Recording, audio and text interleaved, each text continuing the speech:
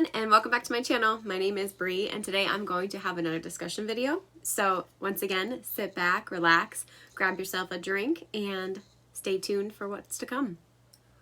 So today I want to talk about something that I have seen other videos on in the YouTube world, but I want to say that I'm bringing you a different take from things.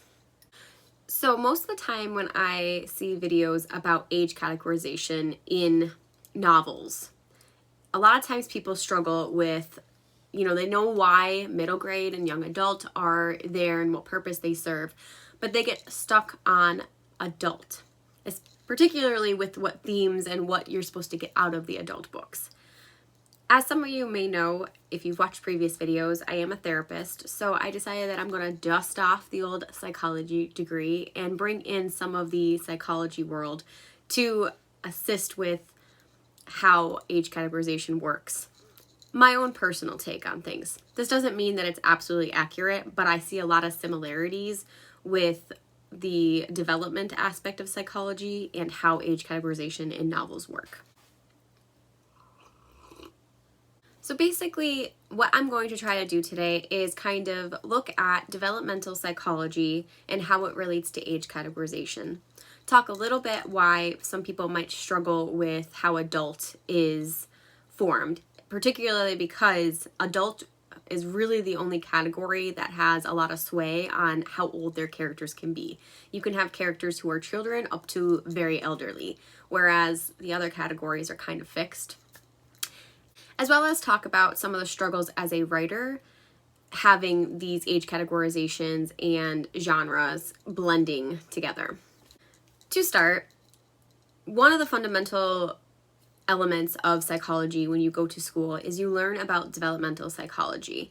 Particularly, you learn about Erikson. Now, I would best equate this to you leave high school and you know that mitochondria is the powerhouse of the cell. You leave psychology and you know Erikson and his stages of development.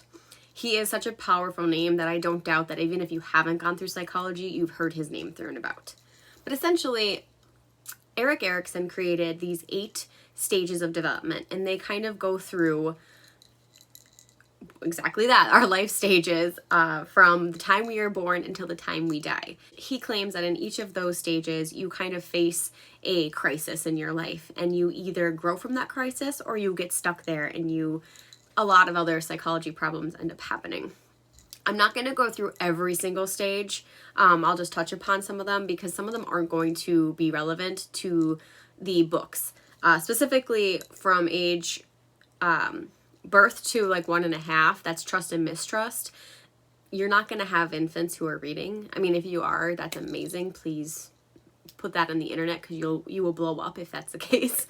But trust versus mistrust is really just kind of infants really exploring their world and trying to understand, get their basic needs met and make sure that their families are there for them. That's how they build up trust. The second stage is autonomy versus shame.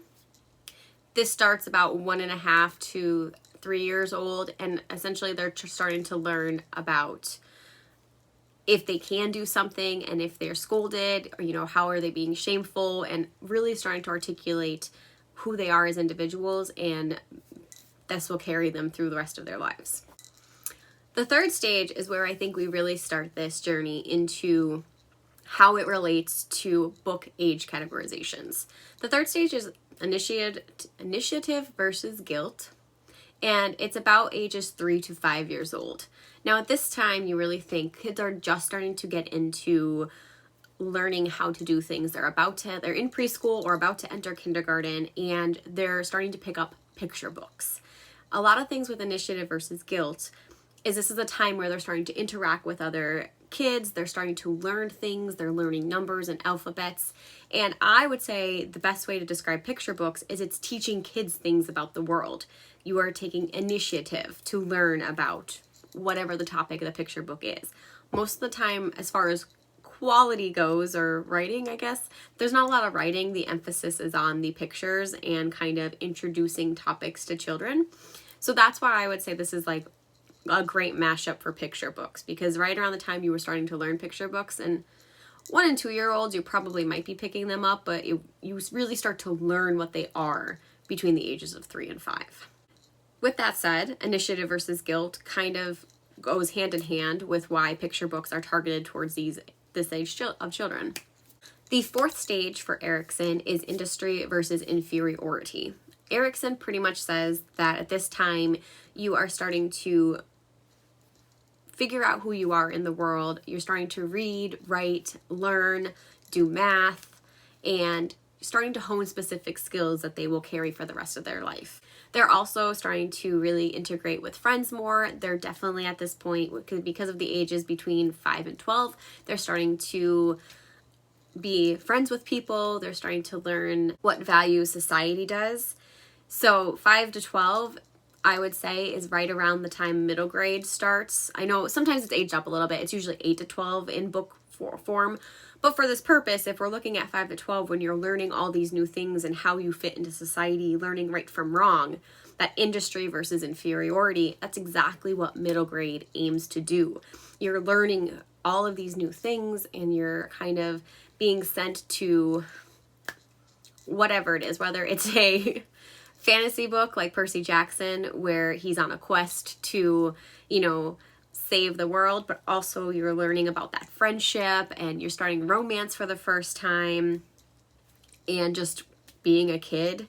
Or if it's a contemporary setting and that's the same kind of stuff, a lot of times those industry versus inferiority traits fall into that middle grade category.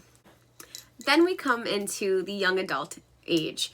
And I think this is the most perfect description for young adult because Erikson's stage, identity versus role confusion, is exactly what everyone says YA books are about.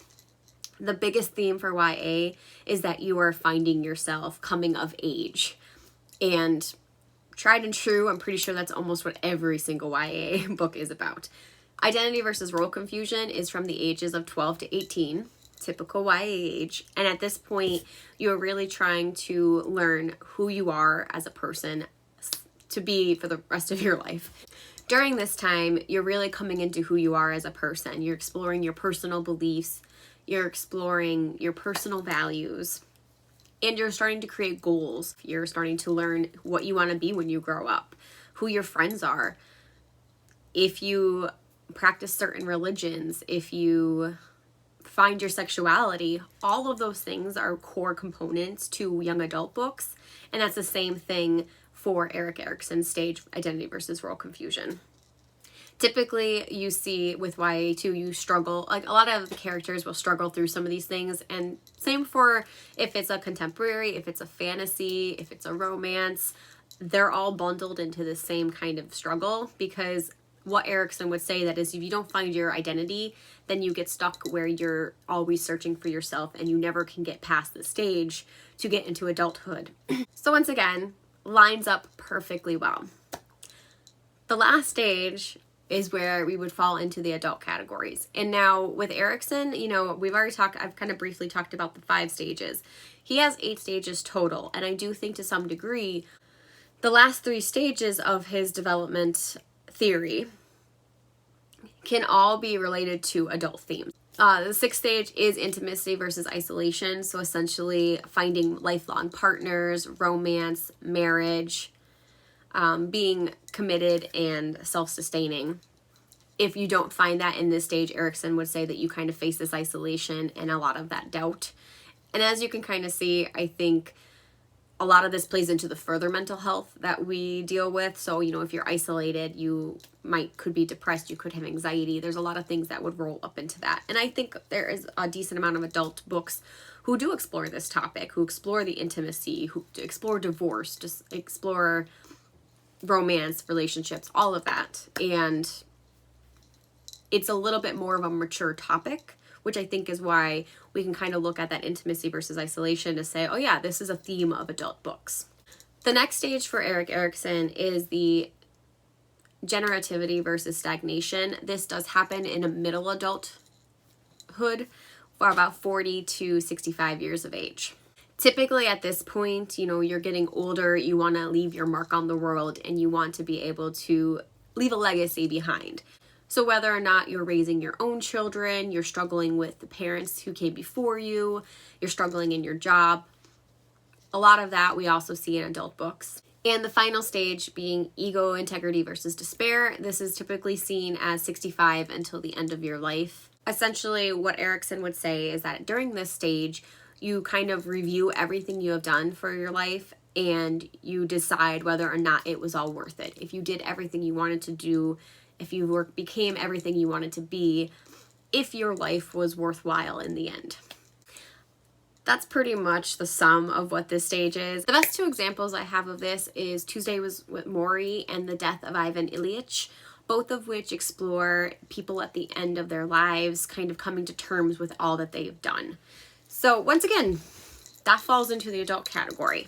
Now those are essentially all of Erikson's stages. And like I said, a lot of them can fall into very neatly picture books, middle grade, young adult, and adult categories. However, we still have this bit of obscurity with the adult category because sure, all of this can fall into those categories. But if you have an adult book where you have a 6-year-old main character or an 18-year-old character that's in this adult, whatever, fantasy book, contemporary, lit fiction, if you have these younger characters, they're not going to be in these stages of life. So it's hard to say that, oh yeah, this 6-year-old is contemplating how well their life has been already. It doesn't really make sense. So this is kind of where the idea of Erikson's stages of development following through with the age categorizations of novels falls apart. However, I think there is a very distinguishable way of how adult books differ from the rest. In my own opinion, I believe that the adult typically tackles harder hitting areas and themes. I think you'll see some shallow differences, such as, there might be more erotic sex scenes than you would find in a young adult. There might be cruder language. It's kind of like that PG-13 versus R rating. You get a couple more F words in there than you would in a PG-13. That's kind of how the adult versus young adult also differentiates in a way. There's also subtle differences between how things are described, and I'm thinking of, a lot of times when you find young adult, if you have reference to drug use, it's very shallow. Whereas an adult book, they might actually take you through that whole mentality of what the drug use is doing, how you're using it, and sometimes it gets graphic and can be triggering. With, rape scenes in adult books, they could also be very graphic and descriptive, and it's meant to evoke emotions out of you. Not to say that YA wouldn't, but a lot of times you're not going to find that stuff because there are things that happen in the world, but it's within that limit. You kind of want kids to experience what's happening in the world without completely blinding them to the fact that these things happen, but they're also still kids and they're learning, so you want to be able to present it in a way that they can understand and take away from it without scarring them for life. And that's another way I think that adult and young adult differentiate. However, I just also think with adult books too, you are open to the fact that a lot more things can happen without being constrained by societal acceptance, essentially. Like I said, with adult, you are able to explore very, very heavy topics. And, it's not only where you have more gruesome details, such as, death and rape and drug use and what have you, but you are also able to kind of explore how that can impact people. You get into the heads of people and their despair or their grief or their excitement. You get to figure out how those little things might impact a greater world. Now, the part that I'm going to get into with my own writing is how I've been, with my co-writer, differentiating between the young adult versus the adult. And sometimes as the struggle a writer has, because you have someone who looks at a character and says, oh, they're younger, so this has to be young adult, but they don't take merit into all the other themes that are occurring in the book. For instance, my co-written book starts off with two characters who, in the prologue, they are seniors in high school who are about to graduate. And then it jumps a year, and now they're at the end of their freshman year of college. All in all, yes, they should be a young adult book if you're just taking their age into consideration. However, you end up throughout the book, there's other characters who are older. Now, initially, we have switched this because originally we were working on the young adult aspect, but we took a lot of the stuff that we thought meant a lot to us and meant a lot to the worlds we were creating out in order to satisfy the young adult genre. But after really examining it, we realized that there really isn't a lot of coming of age story. We have one character who can really say that they truthfully have a coming of age arc, but the rest of our characters and how they flow into this novel, that's not the case. Our oldest character is 28. We have a couple characters in their early to mid 20s, and we have one other character who will be 18, but is not introduced in our first book. And that would be the youngest character that we have. What I think could be frustrating is when, we're trying to really create a solid point, and, we do have darker topics in it. We do have a little bit of cruder language here and there. It's not overpowering the story, but, we like a good F word every now and then. Sometimes there are young adult books who use that word freely, and it's great, but not every adult is going to want their kids to read that word. Not every publisher is going to want to accept it as that. So sometimes, that detracts. We also have, mentions of rape scenes down the road, not in this first book, but that was something we had written already for a next book. And while they're not exactly detailed, it's meant to make you uncomfortable to understand that this is not acceptable, but also to build up the structure of the world around them. And this is how their society is run, which sometimes you do, and sometimes you don't get that in YA. Sometimes it's just, that is the plot of the story, which I think also differentiates. I'm thinking of Mindy McGinnis's The Female of the Species, where that's really about women's rights, rape culture, and how society can sweep it under the rug, or people have to take things into their own hands. That book, rape, was the central focus of the book. Whereas with adult books, I think you don't find that those are central themes, but they're just general themes that come into the book. Does that make sense? Am I making any sense right now? Have I gone off on a tangent and lost everyone? Who knows? We'll find out. Anyway, I think that's where I'm trying to get at, is that, when people just look at age as a identifier of what this book's going to be about, they can be left with extremely unsatisfied views for the book when they finish. That, I think, it's something that we should be continuing to explore as, publishing grows and writers grow and the industry as a whole grows.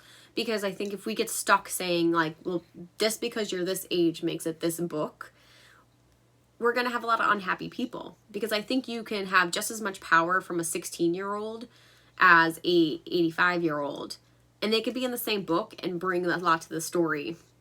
But we kind of have to toe that line of what's appropriate for children and what's appropriate for everyone else. All in all, I do think that, bringing back my earlier point with the stages of development, I do think a lot of times the psychology of the books are what are going to kind of differentiate whether or not they are middle grade, young adult, or somewhere in between. With our development, as we get older, we are typically looking for something to be fulfilled by books. And that might be, maybe we didn't get a chance to fully accept ourselves as a teenager. Maybe we were in that role confusion, and now we're in our 30s or late 20s or early 40s, and we're just coming to terms with who we are as people, because that's life, that happens. And I think that could be why too a lot of people can relate to these young adult books, because either maybe they didn't get to experience that as a kid, or maybe they did and they just like to relive that and say, oh yeah, I understand because I went through this too. With adult books as well, I think, it offers different things to each reader. You might be reading a hard-hitting contemporary adult novel and be going through something similar at the same time, and you feel accepted. You might be getting older and you're reading a book like Tuesdays with Morrie and kind of coming to terms with your death and understanding that you are going to die eventually, but you might have left a great legacy behind you. whatever the age that you are, it doesn't mean that you can't enjoy different books in different age categories. It just means that we all like different things. And I think at the end of the day, as long as we're comfortable knowing that, yes, these have to be differentiated for the masses, it doesn't mean that we don't have to like them. And if we look at the psychology of things, it kind of all makes sense too of what people like and dislike. I know, for instance, the Game of Thrones series has characters of all ages. It's a huge cast. You have, I'm pretty sure Arya in the book is quite young when the series starts, but then you also have people like Jorah and the Lannisters and all those people who are much older, and you kind of have like through all these perspectives. But it's a very, very much an adult book because of the graphic content in it. You also have something like, you have the Caraval series by Stephanie Garber, which is a young adult book. And I myself loved the series, but there were times where I was like, ooh, if this was just an adult book and you got a little bit more in depth with it, that would have been killer. However, just because it was an adult book doesn't mean I didn't like the series. It's just sometimes you can tell as a reader what you're going to like more and where you're going to gravitate to. At the end of the day, I think it's just important to realize that, age categories are there for a reason, but just because you have a main character age, that might break those norms, particularly with adult. If you have an 18-year-old or younger who's a main character, just because that's their age doesn't mean that it's automatically middle grade or young adult. And it's important to differentiate that for our younger readers, just in case that's something that they're not prepared to read. So, I feel like I'm at the end of this video already. And once again, it might be a mess. I think every time I go into these discussion videos, and I mean every time, this is the second time I've done it, but I think every time I do it, I have these plans in my head. I think through my thoughts so hardcore, and I'm like, oh, this is going to be great. I'm going to say this. And then I start filming and I don't know where all my thoughts go. No matter how much I outline, no matter how much I plan, that's why these are discussion videos, because it kind of is like, I think that's why I end up just liking these discussion videos too, because I kind of end up just saying what is on my mind and being able to see where you guys come from as well. So I'm sure there's a good chance that I missed some of the points that I wanted to make. I might have overemphasized other points, and I might have just kind of skimmed the water on some. All in all, I hope this made sense once again. But I would love to hear your thoughts down below. I apologize if this was a chaotic mess, but I'm glad you stuck around for a little while, and I'll see you guys next time in my next video. Bye.